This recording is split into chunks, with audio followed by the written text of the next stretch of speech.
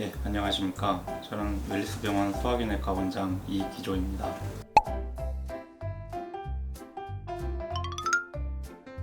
예, 얼마 전에 어머님 한 분이 진료를 보러 오셨거든요. 제가 어떻게 불편해서 오셨습니까? 했더니 그 어머님이 헬리콥터균이 있다고 해서 헬리콥터 약 받으러 오셨다고 하시더라고요. 그래서 저도 그 헬리콥터균 치료하겠습니다 하면서 같이 즐겁게 웃었던 기억이 납니다. 헬리코박터균을 발견해서 최초로 입증했던 시기가 1983년인데요. 이 당시까지만 해도 강한 위산에 살아남는 세균이 어딨냐, 그런 건 없다. 이게 학자들 대부분의 의견이었는데 호주의 마샬과 워렌이라는 두 학자가 이 세균의 존재를 과학적으로 입증해냅니다. 또 그 당시 학계에서는 그래, 균의 존재는 인정한다. 근데 무슨 세균이 위장질환을 유발하냐 라고 합니다. 왜냐하면 그때 당시에는 위장질환의 원인이 위산이라는 게 중론이었거든요. 근데 다시 한번 호주의 두 학자가 헬리코박터균이 위장질환의 원인이 된다는 것을 입증하면서 2005년도에 노벨의학상까지 받게 됩니다. 지금은 WHO, 즉 세계보건기구에서도 헬리코박터균을 1급 발암물질로 지정하였습니다. 결론부터 말씀드리면 꼭 그 광고의 그 제품뿐만 아니라 다른 유산균 음료들도 헬리코박터 치료가 무방하고요. 헬리코박터균을 없애는 데 도움이 되는 것도 아닙니다. 그 제품의 광고가 처음 나왔던 게 10수년 전이거든요. 요즘에는 연예인들이 주로 나와서 광고를 찍고 있지만 가장 초창기 버전에서는 헬리코박터균을 실제로 발견한 호주 학자가 CF 모델로 등장합니다. 당연히 시청자들의 신뢰감은 증폭되고 광고 효과도 극대화되어서 이 음료를 마시면 왠지 헬리코박터균이 없어질 것으로 믿는 분들이 많았고 현재에도 여전히 그렇게 믿고 있는 분들이 많습니다.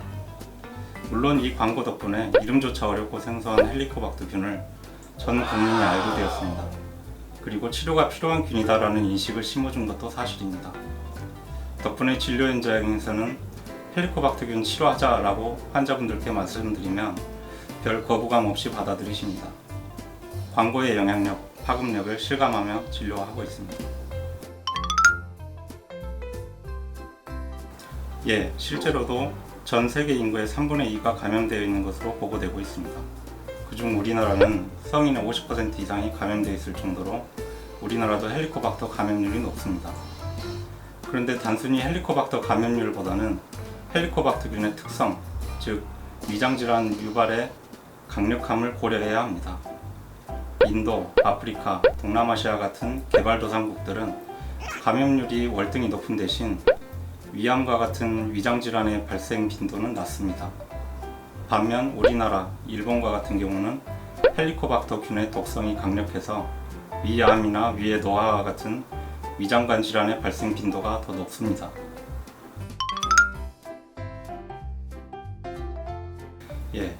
헬리코박터 전염의 큰 세 가지 축은 항문, 손, 그리고 입입니다. 특히 환자분들이 가장 궁금해하시는 것은 내가 가족들에게 옮길 수 있느냐, 아니면 내가 가족들로부터 옮을 수 있느냐 하는 가족 간 감염인데요. 예를 들면 같은 찌개에 여러 명의 숟가락 넣기, 술잔 돌리기와 같은 것들입니다. 그런데 한 가지 아셔야 할 헬리코박터 특징이 뭐냐면 헬리코박터균은 공기를 싫어한다는 것입니다. 그래서 균이 위 안에서만 살려고 하지 좀처럼 위 밖으로 나오지 않습니다. 그렇기 때문에 헬리코박터균이 있는 사람이라 할지라도 그 사람의 평상시 입안이나 침에 헬리코박터균이 존재하는 경우가 흔치 않다는 겁니다. 그래서 실제로는 가족 간 감염이 그렇게 쉽게 발생하지는 않기 때문에 가족끼리 수저, 젓가락을 따로 쓰실 필요는 없습니다. 그렇기 때문에 일반 식당에서도 안심하시고 식사하셔도 됩니다. 같은 맥락으로 일반적인 키스나 일반적인 성접촉으로는 전염되지 않습니다. 그렇지만 예외로 항문 구강성기와 같은 일반적이지 않은 성접촉이나 음식을 씹어서 먹여주기, 구토 후 곧바로 술잔 돌리기나 구토 후 곧바로 국물 같이 떠먹기와 같은 것들은 전염 가능성이 높습니다. 헬리코박터 전염과 관련하여 몇 가지 더 말씀드리자면 등산 가서 마시는 약수터의 물, 절에 있는 약수물 등은 헬리코박터 감염 위험이 있기 때문에 마시지 않는 것이 좋습니다. 또 동남아나 인도 등의 여행지에서 위생이 보장되지 않는 조리자의 손으로 만든 길거리 음식도 피하는 것이 좋습니다. 예, 헬리코박터균은 자연적으로 소멸되지는 않습니다. 그렇기 때문에 없애려면 항생제 치료를 해야 합니다. 우리나라에서 가장 흔하게 생기는 암 1위가 위암인데 그 위암의 원인균이기 때문에 치료가 필요합니다. 하지만 위암뿐 아니라 위궤양, 십이지장궤양, 위염, 위의 노화의 원인이기도 하기 때문에 치료가 필요합니다. 물론 위암의 원인이 헬리코박터균만 있는 것이 아니라 흡연, 음주, 유전, 식이습관 등 다양하기 때문에 헬리코박터균이 치료되었다고 해서 앞으로 위암은 안 걸린다 이렇게 얘기할 수는 없습니다. 그렇지만 위암 발생에 헬리코박터균이 차지하는 비중이 생각보다 크다라는 것이 이후 각종 연구나 문헌을 통해 밝혀지고 있기 때문에 헬리코박터 치료는 위암 예방에 필수적입니다.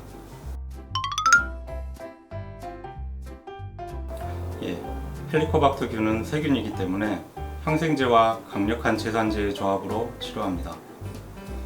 어떤 분은 치료 후 다시 전염이 될 가능성이 높은데 굳이 치료할 필요가 없지 않냐고 하시는 분도 있습니다.